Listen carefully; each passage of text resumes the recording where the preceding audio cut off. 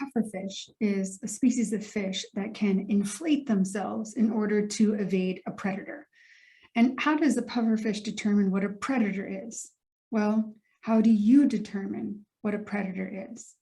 See, pufferfish behavior is not reserved for that fish alone. We might witness within our workplaces, even within ourselves, pufferfish behavior, where we react in ways that are meant to evade what we're perceiving as a predator. Now, with so much that comes at us on a regular basis, it can be really easy to defend this kind of behavior. But that would be the wrong thing to do, wouldn't it? Because the first thing we have to do in our emotional intelligence is claim personal responsibility. No one makes me feel anything. I choose how to feel.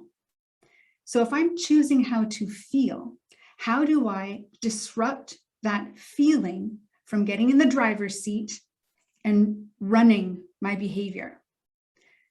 Well, the skill that comes to mind that is the most powerful in disrupting that cycle of reactions of pufferfish behaviors is impulse control. It's our ability to disrupt, to interrupt, to pause, to wait.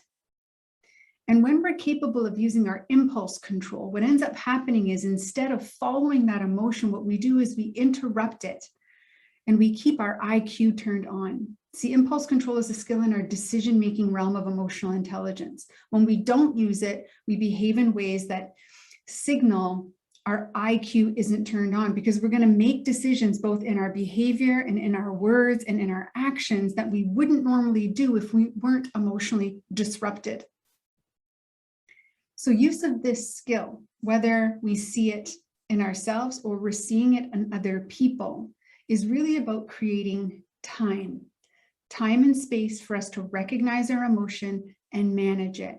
And an easy way to manage our emotions in those moments is to pause and breathe. So what can you do this week? Well, maybe first think about how many pufferfish moments have I already had this week, where I had an overreaction to a stimulus that I perceived as a predator. Maybe it was just an email that came in and I could hear myself responding in my head, Jesus, Karen, not another meeting. Don't you know I'm busy? Or someone cut me off in traffic and I flip them the bird and I start yelling profanity in my car, an overreaction. When we're able to take a look at it and be able to say, okay, I do pufferfish on occasion. And then ask ourselves in those moments, if I'm intentional to use my impulse control to wait, don't react, give myself a moment to breathe.